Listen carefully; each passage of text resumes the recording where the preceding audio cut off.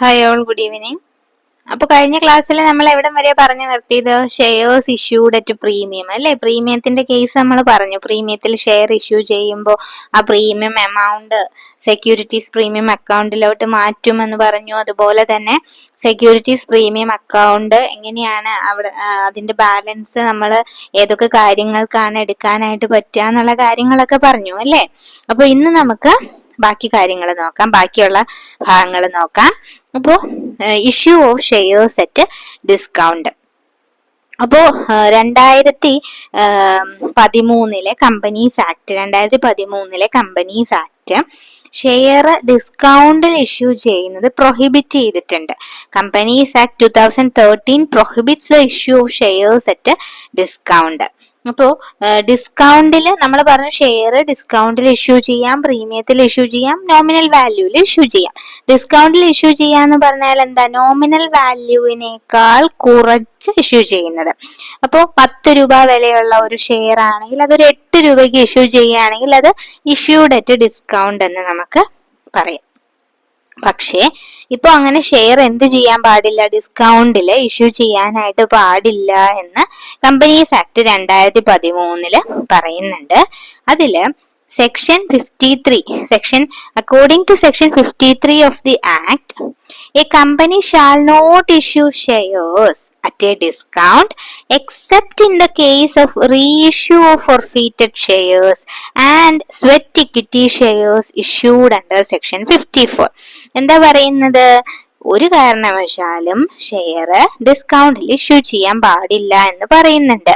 പക്ഷേ ഏത് കേസിലൊക്കെ ഇഷ്യൂ ചെയ്യാം? നമ്മള് ഷെയർ ഫോർഫീറ്റ് ചെയ്ത ഷെയർസ് നമ്മൾ റീഇഷ്യൂ ചെയ്യുമ്പോൾ നമുക്ക് എന്ത് ചെയ്യാം? ഡിസ്കൗണ്ടിൽ ഇഷ്യൂ ചെയ്യാം. അതുപോലെ തന്നെ സെക്ഷൻ 54 അനുസരിച്ച് നമ്മൾ സ്വെറ്റ് ഇക്വിറ്റി ഷെയർസ് ഇഷ്യൂ ചെയ്യുമ്പോഴും നമുക്ക് എന്ത് ചെയ്യാം? ഷെയർ ഡിസ്കൗണ്ടിൽ ഇഷ്യൂ ചെയ്യാം. ഈ 2 കേസിലല്ലാതെ ഷെയർ ഡിസ്കൗണ്ടിൽ ഇഷ്യൂ ചെയ്യാൻ പാടില്ല എന്ന് കമ്പനീസ് ആക്ട് 2013 പറഞ്ഞിട്ടുണ്ട്. അപ്പൊ ക്ലിയർ ആവുന്നുണ്ട്? അപ്പൊ ഏത് 2 കേസാണ്? ഇതൊക്കെ നമ്മൾ ചെറിയ ചെറിയ ഭാഗങ്ങൾ പോലും പഠിക്കുന്നത്. എങ്ങനെയെങ്കിലും എവിടെന്നെങ്കിലും ഒക്കെ ഒരു സ്റ്റേറ്റ്മെന്റ് ഒക്കെ വന്നു കഴിഞ്ഞാൽ നമ്മൾ പറഞ്ഞല്ലോ, നമ്മൾ എല്ലാ കാര്യങ്ങളും അറിയുന്ന രീതിയിൽ പോണം. അപ്പോൾ അതുകൊണ്ടാണ് ഈ ചാപ്റ്ററിൽ തന്നെ ഈ ചെറിയ ചെറിയ പോയിന്റ്സ് പോലും ഞാൻ ഇതിൽ ഇൻക്ലൂഡ് ചെയ്യുന്നത് കേട്ടോ. അപ്പോൾ ഷെയർ ഇപ്പൊ നിലവില് ഡിസ്കൗണ്ടിൽ ഇഷ്യൂ ചെയ്യാൻ പാടില്ല, പക്ഷെ ഇഷ്യൂ ചെയ്യാം. എപ്പോഴാണ്? ഫോർഫീറ്റ് ചെയ്ത ഷെയർ റീഇഷ്യൂ ചെയ്യുമ്പോൾ നമുക്ക് എന്ത് ചെയ്യാം? ഡിസ്കൗണ്ടിൽ ഇഷ്യൂ ചെയ്യാം. അതായത് നോമിനൽ വാല്യൂവിൽ നിന്ന് കുറഞ്ഞ ഒരു വാല്യൂവിന് ഇഷ്യൂ ചെയ്യാം. അതുപോലെ തന്നെ നമ്മൾ സ്വെറ്റ് ഇക്വിറ്റി സെക്ഷൻ 54 പറയുന്ന പോലെ സ്വെറ്റ് ഇക്വിറ്റി ഷെയർസ് ഇഷ്യൂ ചെയ്യുമ്പോഴും നമുക്ക് ഡിസ്കൗണ്ടിൽ ഇഷ്യൂ ചെയ്യാവുന്നതാണ്. അപ്പൊ നമ്മളിവിടെ സ്വെറ്റ് ഇക്വിറ്റി, ഫോർഫീറ്റഡ് ഷെയർസ് എന്നൊക്കെ പറഞ്ഞു അല്ലേ? അപ്പൊ അത് നമുക്ക് നോക്കാം. എന്താണ് ഫോർഫീച്ചർ? നമ്മൾ ഓൾറെഡി കഴിഞ്ഞ 2 ക്ലാസ്സിന് മുന്നത്തെ ക്ലാസ്സില് ക്വസ്റ്റ്യൻസ് ഡിസ്കസ് ചെയ്തപ്പോ പറഞ്ഞതാണ്. ഫോർഫീറ്റഡ് എന്ന് പറഞ്ഞ വാക്കിന്റെ അർത്ഥം എന്താണ്? ഫോർഫീറ്റ് ചെയ്യാന്ന് പറഞ്ഞു കഴിഞ്ഞാൽ ക്യാൻസൽ ചെയ്യാന്നാണ് അർത്ഥം. ഫോർഫീച്ചർ ഓഫ് ഷെയർസ് എന്ന് പറഞ്ഞു കഴിഞ്ഞാൽ cancellation of shares. Forfeiture of shares എന്ന് പറഞ്ഞാൽ ക്യാൻസലേഷൻ ഓഫ് ഷെയർസ് എന്നാണ് അർത്ഥം. ഒരു ഷെയർ ഹോൾഡർ അലോട്ട്മെന്റ് മണിയോ അല്ലെങ്കിൽ കോൾ ചെയ്യുമ്പോൾ കോൾ മണി, നമ്മൾ പറഞ്ഞു 10 രൂപ ഫിക്സ് വാല്യൂ ഉള്ള ഒരു ഷെയർ 10 രൂപ ഒറ്റയടിക്ക് വാങ്ങിക്കുകയല്ല, പല ഘട്ടങ്ങളായിട്ട് പല സ്റ്റേജ് ആയിട്ടാണ് എന്ത് ചെയ്യുന്നത്? കമ്പനി കളക്ട് ചെയ്യുന്നതെന്ന് പറഞ്ഞു. Allotment, first call, second call, final call, അങ്ങനെയൊക്കെയാണ്. അത് ഓരോ കമ്പനിയുടെ രീതി അനുസരിച്ചിട്ടിരിക്കും. അപ്പൊ എന്തായാലും ഇതിൽ ഏതെങ്കിലും ഒരു സ്റ്റേജില് ആ ഷെയർ സബ്സ്ക്രൈബ് ചെയ്തിട്ടുള്ള ഷെയർ ഹോൾഡർ ക്യാഷ് തരാനായിട്ട് ഫെയിൽ ആവുകയാണെന്ന്, ക്യാഷ് തരാൻ അദ്ദേഹത്തിന് കഴിയാതെ വന്നു കഴിഞ്ഞാൽ അപ്പോൾ ഷെയർ എന്ത് ചെയ്യും? ക്യാൻസൽ ചെയ്യും. ക്ലിയർ ആവുന്നുണ്ടോ? അപ്പൊ ഇത്തരത്തില് ഷെയർസ് ക്യാൻസൽ ചെയ്യുന്നതിനെയാണ്, കമ്പനി ഷെയർസ് ക്യാൻസൽ ചെയ്യുന്നതിനെയാണ് എന്തെന്ന് പറയുന്നത്? ഫോർഫീച്ചർ ഓഫ് ഷെയർസ് എന്ന് പറയുന്നത്. ഇതിന്റെ ഇഫക്ട്സ് എന്തൊക്കെയാണ്? ഷെയർ ഫോർഫീറ്റ് ചെയ്ത് കഴിഞ്ഞാൽ ഷെയർ ഹോൾഡർ പിന്നെ ആ കമ്പനിയുടെ ആരാവില്ല? മെമ്പർ ആകില്ല, അല്ലേ? ഷെയർ സബ്സ്ക്രൈബ് ചെയ്താലല്ലേ അയാൾ മെമ്പർ ആവുള്ളൂ. അയാളുടെ ഷെയർ ക്യാൻസൽ ചെയ്ത് കഴിഞ്ഞാൽ പിന്നെ അയാൾക്ക് മെമ്പർ ആയിട്ട് തുടരാൻ പറ്റുമോ? ഇല്ല. അതുപോലെ തന്നെ ഷെയർ ക്യാപിറ്റൽ എന്ത് ചെയ്യണം? റെഡ്യൂസ് ചെയ്യണം. നമ്മൾ എത്ര ഷെയർ ക്യാപിറ്റലാണ് ഷെയർ നമുക്ക് സബ്സ്ക്രൈബ് ചെയ്ത് നമുക്ക് ഷെയർ ക്യാപിറ്റലിൽ നമ്മൾ ക്രെഡിറ്റ് പോയിട്ടുണ്ടാവും, അത് എന്ത് ചെയ്യണം? അത് റെഡ്യൂസ് ചെയ്യണം. എത്ര ഷെയർ ആണോ നമ്മൾ ക്യാൻസൽ ചെയ്യുന്നത് അത്രയും എമൗണ്ട് ഓഫ് വാല്യൂവിനെ നമ്മൾ ഷെയർ ക്യാപിറ്റൽ എന്ത് ചെയ്യണം? റെഡ്യൂസ് ചെയ്യേണ്ട വരും. അതുപോലെ തന്നെ ഷെയർ ഹോൾഡർ ഓൾറെഡി അയാൾ പേ ചെയ്ത എമൗണ്ട് എന്താവും? Becomes the property of the company. അത് അയാൾക്ക് തിരിച്ചു കൊടുക്കില്ല. ഇപ്പോ 10 രൂപ വിലയുള്ള ഷെയർ അയാള് 6 രൂപ വരെ തന്നിട്ടുണ്ട്. പക്ഷെ ലാസ്റ്റ് ഒരു 4 രൂപ കോൾ ചെയ്തപ്പോ, ഫൈനൽ കോൾ ചെയ്തപ്പോഴാണ് അയാൾക്ക് തരാൻ പറ്റാതിരുന്നതെങ്കിൽ 6 രൂപയും കമ്പനി ഇനി തിരിച്ചൊന്നും കൊടുക്കാനായിട്ട് പോകുന്നില്ല, ഷെയർ ക്യാൻസൽ ചെയ്യുകയും ചെയ്യും. മനസ്സിലാവുന്നുണ്ടോ? അപ്പൊ ഇതാണ് ഇതിന്റെ ഇഫക്ട്സ് വരുന്നത്. ഇനി കണ്ടീഷൻസ് നോക്കാം. ഫോർഫീച്ചറിന്റെ കണ്ടീഷൻസ് എന്തൊക്കെയാണ്? ഷെയർ ഫോർഫീറ്റ് ചെയ്യണമെങ്കിൽ കോൾ മണിയോ അലോട്ട്മെന്റ് മണിയോ ഏതെങ്കിലുമൊക്കെ ഒരു ഘട്ടത്തിൽ ആ ഷെയർ ഹോൾഡർക്ക് പേ ചെയ്യാൻ പറ്റാത്ത ഒരു സിറ്റുവേഷൻ, നോൺ പേയ്മെന്റ് അവിടെ നടക്കുകയാണെങ്കിൽ മാത്രമേ എന്ത് ചെയ്യാൻ പാടുള്ളൂ? ഷെയർ ക്യാൻസൽ ചെയ്യാനായിട്ട് പാടുള്ളൂ. അല്ലാതെ കമ്പനിക്ക് ഇഷ്ടമുള്ള പോലെ ഷെയർ എന്ത് ചെയ്യാൻ പാടില്ല? ക്യാൻസൽ ചെയ്യാനായിട്ട് പാടില്ല. അതുപോലെ തന്നെ ആർട്ടിക്കിൾ ഓഫ് അസോസിയേഷനിൽ അങ്ങനെ ഒരു ഫോർഫീച്ചറിനുള്ള ഒരു പ്രൊവിഷൻ ഉണ്ടായിരിക്കണം.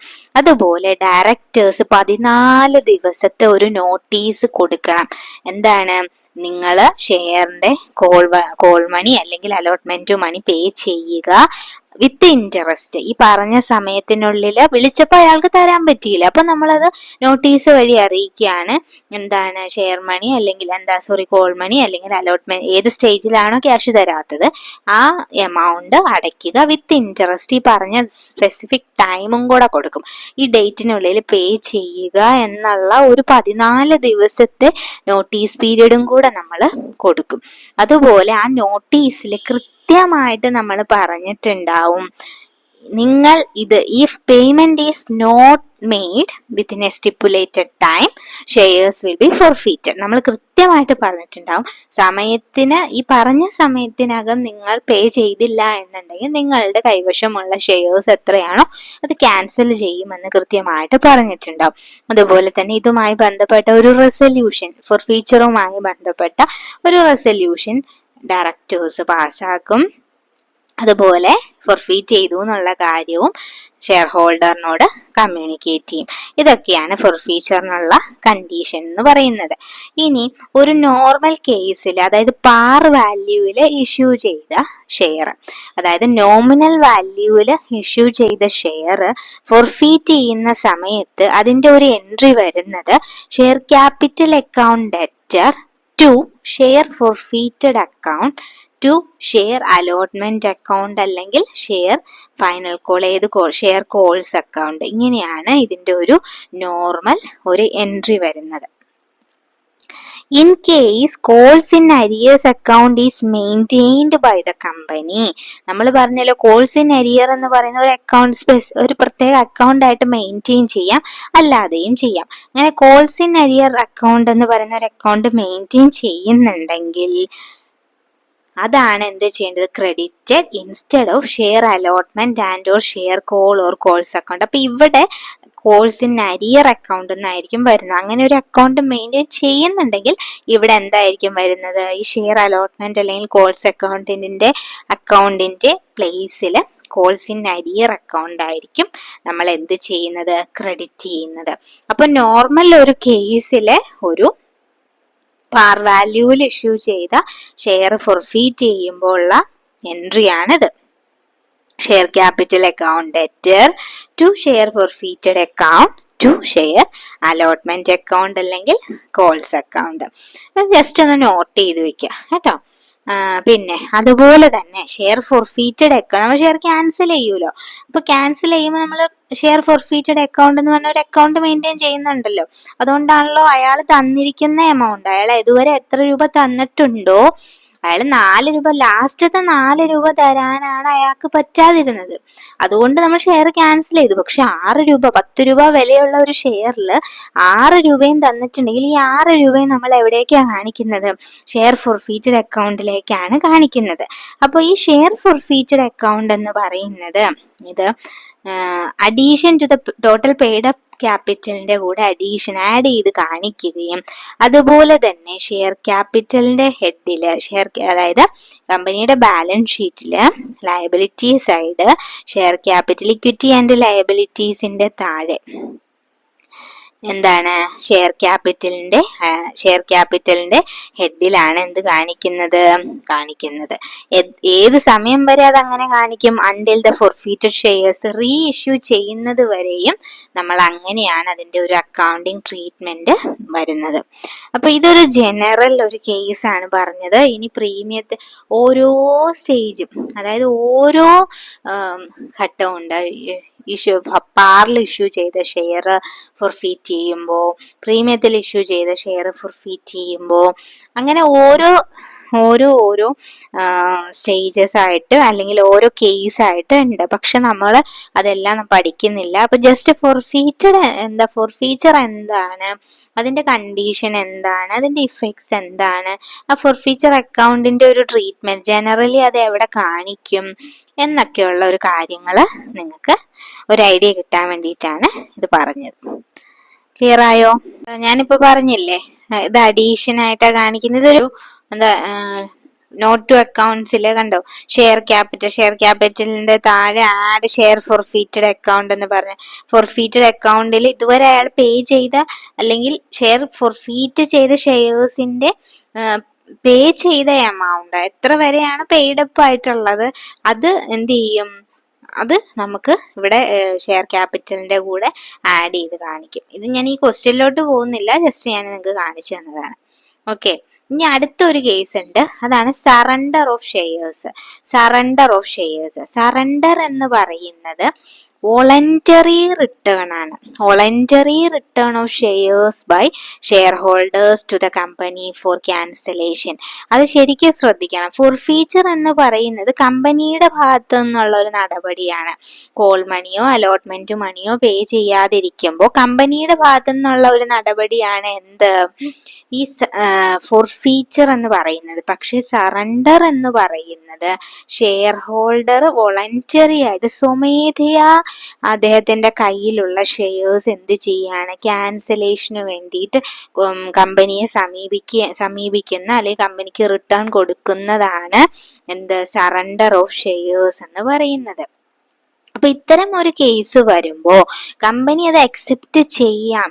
എങ്ങനെയാണെങ്കിൽ ആൾക്ക് കൊടുക്കാനായിട്ട് അല്ലെങ്കിൽ അയാൾക്ക് ഏതെങ്കിലും ഇപ്പൊ അൺഎബിൾ ടു പേ എന്ന് പറയുന്ന ഒരു കാര്യം അല്ലെങ്കിൽ ലൈക്ലി ടു ബി ഫോർഫീറ്റഡ്, എന്തായാലും ഫ്യൂച്ചറിൽ ഇപ്പൊ സറണ്ടർ ചെയ്തില്ലെങ്കിലും ഫ്യൂച്ചറിൽ കമ്പനിയായിട്ട് തന്നെ അത് ക്യാൻസൽ ചെയ്യേണ്ട വരും എന്ന ഒരു ധാരണ അല്ലെങ്കിൽ അത്തരത്തിലുള്ള ഒരു സിറ്റുവേഷൻ ആണ്, ആൾക്ക് പേ ചെയ്യാൻ പറ്റില്ല എന്ന് കമ്പനിക്ക് ബോധ്യപ്പെട്ട് കഴിഞ്ഞാൽ അതെന്ത് ചെയ്യാം, അത് അക്സെപ്റ്റ് ചെയ്യാമെന്ന് പറയുന്നുണ്ട്. അപ്പോൾ ആർട്ടിക്കിൾസിൽ ഇങ്ങനെ ഒരു പ്രൊവിഷൻ ഉണ്ടെന്നുണ്ടെങ്കിൽ തീർച്ചയായിട്ടും ആ സറണ്ടേർഡ് ഷെയർസ് എന്ത് ചെയ്യാം, കമ്പനിക്ക് അക്സെപ്റ്റ് ചെയ്യാം. അതുപോലെ തന്നെ വേറൊരു കാര്യം, സറണ്ടർ ചെയ്യുമ്പോൾ കമ്പനി ഒരു ചെറിയ എമൗണ്ട് ഓഫ് കോമ്പൻസേഷൻ ഈ സറണ്ടർഡ് ഷെയർസിനായിട്ട് കൊടുക്കും. അപ്പൊ ക്ലിയർ ആവുന്നുണ്ടോ? അപ്പൊ സറണ്ടർ ഓഫ് ഷെയർസ് എന്താന്ന് മനസ്സിലായോ? സറണ്ടർ എന്ന് പറഞ്ഞാൽ ആ ഷെയർ ഹോൾഡർ വോളണ്ടറി ആയിട്ട് റിട്ടേൺ ചെയ്യുന്നതാണ്. ഫോർഫീച്ചർ എന്ന് പറഞ്ഞാൽ കമ്പനി ഷെയർ ക്യാൻസൽ ചെയ്യുന്നതാണ്. അപ്പൊ കമ്പനിയുടെ ഭാഗത്തു നിന്നുള്ള ഷെയർ ക്യാൻസലേഷനുമായി ബന്ധപ്പെട്ട നടപടികളാണ് ഫോർഫീച്ചറിൽ. സറണ്ടർ എന്ന് പറഞ്ഞു കഴിഞ്ഞാൽ ഷെയർ ഹോൾഡറിന്റെ ഭാഗത്ത് നിന്ന് ഷെയർ ക്യാൻസലേഷനുമായി ബന്ധപ്പെട്ട നടപടിയാണ് സറണ്ടർ എന്ന് പറയുന്നത്. അത് ക്ലിയർ ആവുന്നുണ്ടോ? ഓക്കെ. അതുപോലെ തന്നെ ഷെയർ ഇഷ്യൂ ചെയ്യാം. Consideration other than cash. Cash കൊടുക്കാനുള്ള ചില സന്ദർഭങ്ങളിൽ അതിന് ക്യാഷിന് പകരമായിട്ട് കമ്പനിക്ക് ഷെയർ ഇഷ്യൂ ചെയ്യുന്ന സന്ദർഭങ്ങളുണ്ട്. അതായത് കമ്പനി ഇപ്പോൾ പർച്ചേസ് ചെയ്യാണ്, ഏതെങ്കിലും ഒരു അസറ്റ് കമ്പനിയുടെ ആവശ്യത്തിന് വേണ്ടിയിട്ട് പർച്ചേസ് ചെയ്യുമ്പോൾ ആ വെൻഡർക്ക്, ആ സെല്ലർക്ക് എന്ത് കൊടുക്കണം? ആ അസറ്റിന്റെ പ്രൈസ്, അതായത് പർച്ചേസ് പ്രൈസ് കൊടുക്കണമല്ലോ. ആ അസറ്റിന്റെ വില പൈസ കൊടുത്തിട്ടല്ലേ വാങ്ങിക്കാൻ പറ്റുള്ളൂ. പക്ഷെ അവിടെ ക്യാഷ് ആയിട്ട് കൊടുക്കാതെ എന്ത് ചെയ്യാം? ഫുള്ളി പെയ്ഡ് ഷെയർസ് ആയിട്ട് കമ്പനിക്ക് കൊടുക്കാം. ആ ഒരു കേസാണ് ഇവിടെ issue of shares for consideration other than cash എന്ന് പറയുന്നത്. മനസ്സിലാവുന്നുണ്ടോ? അപ്പോൾ എത്ര ഷെയർ ആണ് ഇഷ്യൂ ഈ ഒരു സന്ദർഭത്തിൽ എത്ര ഷെയർ ആണ് ഇഷ്യൂ ചെയ്യേണ്ടത് എന്നുള്ളത് എങ്ങനെ കണ്ടുപിടിക്കും? എത്ര എമൗണ്ട് ആണോ പേ ചെയ്യേണ്ടത് അതിന് ഇഷ്യൂ പ്രൈസ് വെച്ചിട്ട് ഡിവൈഡ് ചെയ്ത് കഴിഞ്ഞാൽ എത്ര നമ്പർ ഓഫ് ഷെയർസ് ആണ് ഇഷ്യൂ ചെയ്യേണ്ടത് എന്നുള്ളത് നമുക്ക് കിട്ടും. ക്ലിയർ ആവുന്നുണ്ടോ? അപ്പൊ ഇതൊക്കെ പഠിക്കാനുണ്ട്, ഇതൊക്കെ നമ്മൾ അറിഞ്ഞിരിക്കണം. അതുകൊണ്ടാണ് ഇതൊക്കെ പറയുന്നത് കേട്ടോ. ഈ ഒരു ക്വസ്റ്റ്യൻ നോക്കിക്കേ. ഇവിടെ നമ്മൾ പർച്ചേസ് ചെയ്തു. ആൽബി ലിമിറ്റഡിന്ന് Sneha limited purchased machinery from Albi limited. ഇവിടെ എത്രയാണ്? 1080 അല്ലേ? 10,80,000 രൂപയുടെ മെഷീനറിയാണ് എന്ത് ചെയ്തത്? പർച്ചേസ് ചെയ്ത്. അതിന് പേയ്മെന്റിന് പകരം എന്താ ചെയ്തത്? ഇക്വിറ്റി ഷെയർസ് 100 രൂപ വിലയുള്ള ഇക്വിറ്റി ഷെയർസ് ആണ് ഇഷ്യൂ ചെയ്തത്. അപ്പൊ find out the number of shares to be issued. എത്ര ഷെയർ ആയിരിക്കും ഇഷ്യൂ ചെയ്തിട്ടുണ്ടാവുക എന്നുള്ളത് കണ്ടുപിടിക്കാനാണ് പറയുന്നത്. അപ്പൊ ഇഷ്യൂ ചെയ്യുന്ന ഷെയർ കണ്ടുപിടിക്കുന്നത് എങ്ങനെയാ? എമൗണ്ട് പേയബിൾ എത്ര രൂപയാ കൊടുക്കേണ്ടത്? 1080. 10,80,000 അല്ലേ കൊടുക്കേണ്ടത്? ഇവിടെ ഷെയറിന്റെ പ്രൈസ് പാർ വാല്യൂല് ഇഷ്യൂ ചെയ്യാം. അത് നമ്മൾ നേരത്തെ പറഞ്ഞ പോലെ തന്നെയാ. ആ സെല്ലർക്ക്, ആ മെഷീനറി നമുക്ക് തന്ന ആ സെല്ലർക്ക് നമുക്ക് വേണമെങ്കിൽ നോമിനൽ വാല്യൂല് ഷെയർ കൊടുക്കാം, അല്ലെങ്കിൽ ഡിസ്കൗണ്ടിൽ ഷെയർ കൊടുക്കാം, അല്ലെങ്കിൽ പ്രീമിയത്തിൽ കൊടുക്കാം.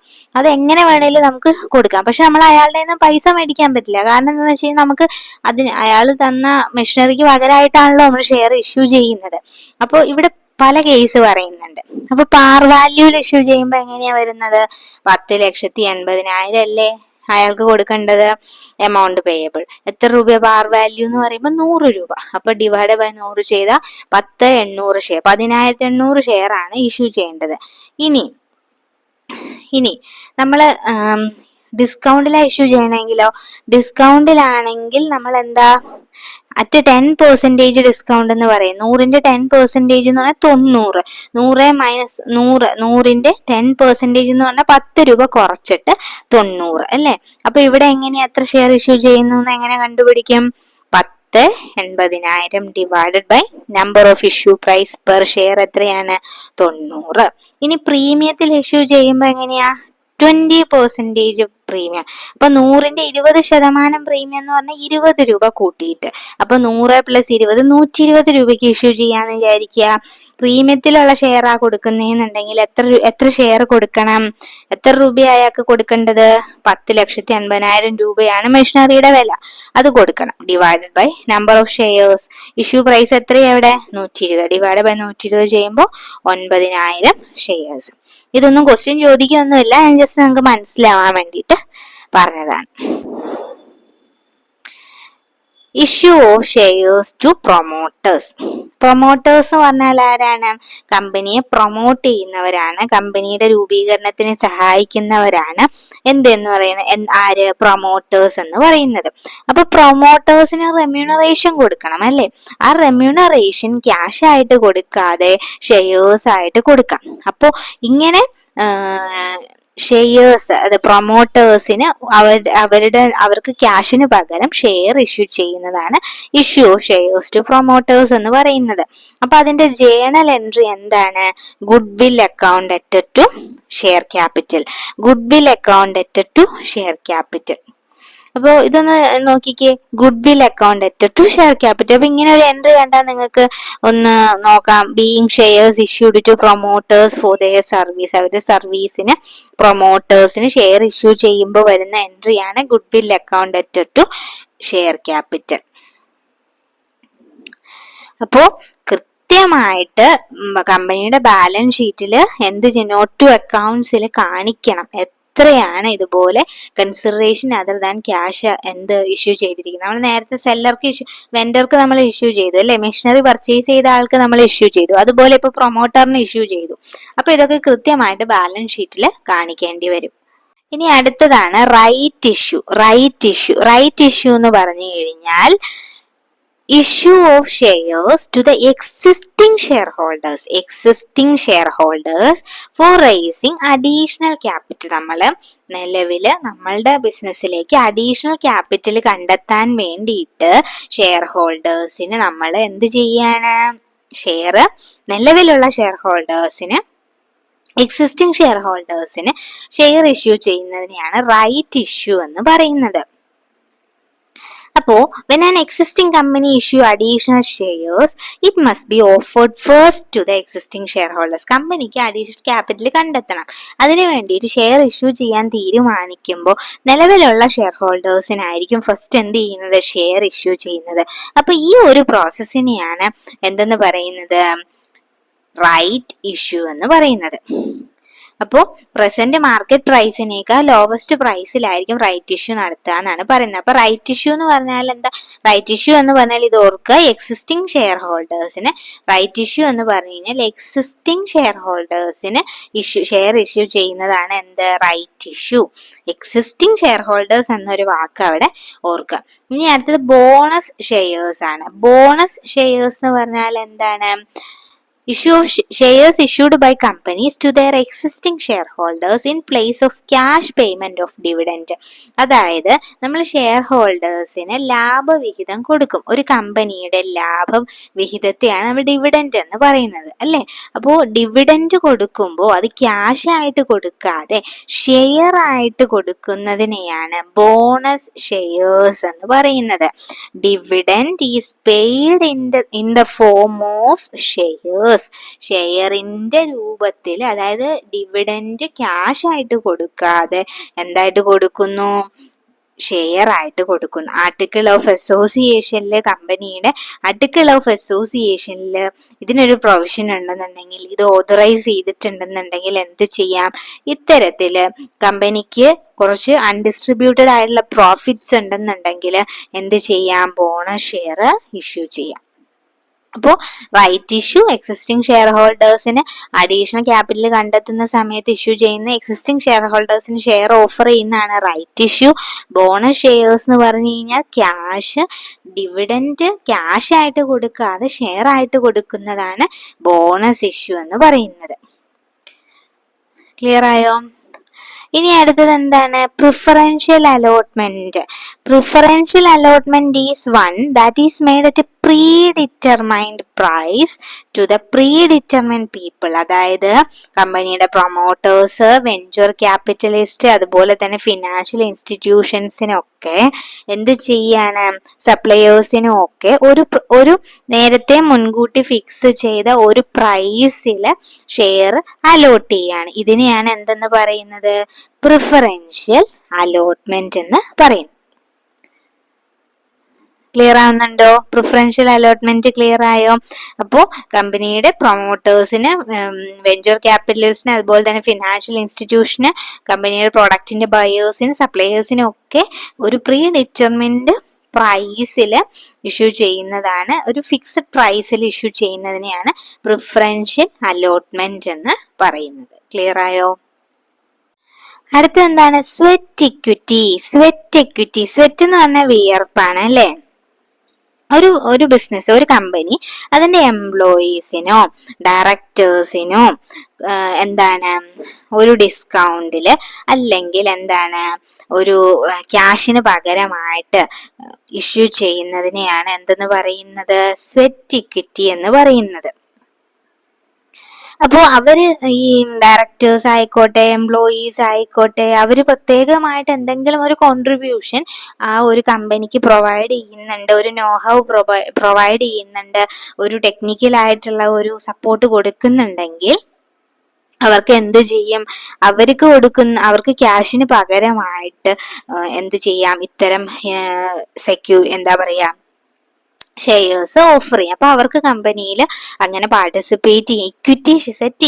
ഇക്വിറ്റി ഷെയർ ആണ് നമ്മൾ ഓഫർ ചെയ്യുന്നത്. അപ്പൊ അവർക്ക് കമ്പനിയിൽ എന്ത് ചെയ്യാൻ പറ്റും? പാർട്ടിസിപ്പേറ്റ് ചെയ്യാനായിട്ട് സാധിക്കും. അപ്പൊ ക്ലിയർ ആവുന്നുണ്ടോ? ഇതാണ് സ്വെറ്റ് ഇക്വിറ്റി. ഇനി അതുപോലെ തന്നെ പ്രൈവറ്റ് പ്ലേസ്മെന്റ് ഓഫ് ഷെയർസ്.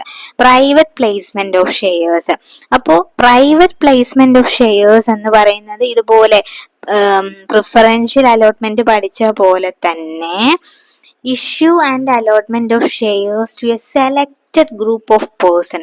ഒരു സെലക്റ്റഡ് ഗ്രൂപ്പ് ഓഫ് പേഴ്സണിലേക്ക് എന്ത് ചെയ്യാണ്? കമ്പനി ഷെയർ ഇഷ്യൂ ചെയ്യാണ്. അപ്പോ ക്ലിയർ ആവുന്നുണ്ടോ? അപ്പോ കമ്പനി എന്ത് ചെയ്യാണ്? കമ്പനി ഈ ഒരു കേസിൽ, ഇത്തരം സന്ദർഭങ്ങളിൽ കമ്പനി നേരിട്ട് പബ്ലിക് ഇഷ്യൂയിലേക്ക് പോകാതെ ഒരു ഗ്രൂപ്പ് ഓഫ് ആളുകൾക്ക് ഷെയർ എന്ത് ചെയ്യും? ഓഫർ ചെയ്യും. മനസ്സിലാവുന്നുണ്ടോ? അപ്പൊ അവർ ആ ഷെയർ അക്സെപ്റ്റ് ചെയ്യുകയാണെങ്കിൽ അവർക്ക് ആ ഷെയർ എന്ത് ചെയ്യും? അലോട്ട് ചെയ്ത് കൊടുക്കും. അപ്പോ സെബി ഗൈഡ് ലൈൻസിൽ എന്ത് ചെയ്യുന്നുണ്ടെന്നാ പറയുന്നത്? അപ്പോ all SEBI guide lines in the case of preferential issue are applicable. നമ്മൾ നേരത്തെ പറഞ്ഞില്ലേ, പ്രിഫറൻഷ്യൽ ഇഷ്യൂ നമ്മൾ കുറച്ചു മുന്നേ പഠിച്ചില്ലേ? അവിടെ നമ്മൾ വെഞ്ചർ ക്യാപിറ്റലിസ്റ്റിനും പ്രൊമോട്ടേഴ്സിനും ഫിനാൻഷ്യൽ ഇൻസ്റ്റിറ്റ്യൂഷൻസിനും ഒക്കെ ഒരു പ്രീ ഡിറ്റർമിൻഡ് ഫിക്സഡ് പ്രൈസിന് നമ്മൾ ഷെയർ ഇഷ്യൂ ചെയ്യുമെന്ന് പറഞ്ഞു. ഇവിടെ പ്രൈവറ്റ് പ്ലേസ്മെന്റിൽ നമ്മൾ എന്ത് ചെയ്യാണ്? ഒരു ഗ്രൂപ്പ് ഓഫ് ആളുകൾക്ക് നമ്മൾ ഷെയർ ഓഫർ ചെയ്യാണ്. അവർ അക്സെപ്റ്റ് ചെയ്യുകയാണെങ്കിൽ നമ്മൾ അവർക്ക് തന്നെ ഷെയർ അലോട്ട് ചെയ്യും. അപ്പോൾ സെബി കുറെ ഗൈഡ് ലൈൻസ് പറയുന്നുണ്ട്. Securities and exchange board of India ആ ഗൈഡ് ലൈൻസ് ഒക്കെ ഈ ഒരു കേസിലും ആപ്ലിക്കബിൾ ആണ്. അതൊക്കെ ബേസ് ചെയ്തിട്ട് മാത്രമേ ഇത്തരത്തിൽ പ്രൈവറ്റ് പ്ലേസ്മെന്റിലോട്ടൊക്കെ പോവാനായിട്ട് പാടുള്ളൂ. അപ്പൊ ക്ലിയർ ആയോ? അപ്പൊ ബാക്കിയുള്ള നാളത്തേക്ക് എംപ്ലോയി സ്റ്റോക്ക് ഓപ്ഷൻ പ്ലാനും ബൈബാക്ക് ഓഫ് ഷെയർസും പിന്നെ കുറച്ച് ക്വസ്റ്റ്യൻസും നാളെ ഡിസ്കസ് ചെയ്യാം കേട്ടോ. അപ്പൊ താങ്ക് യു.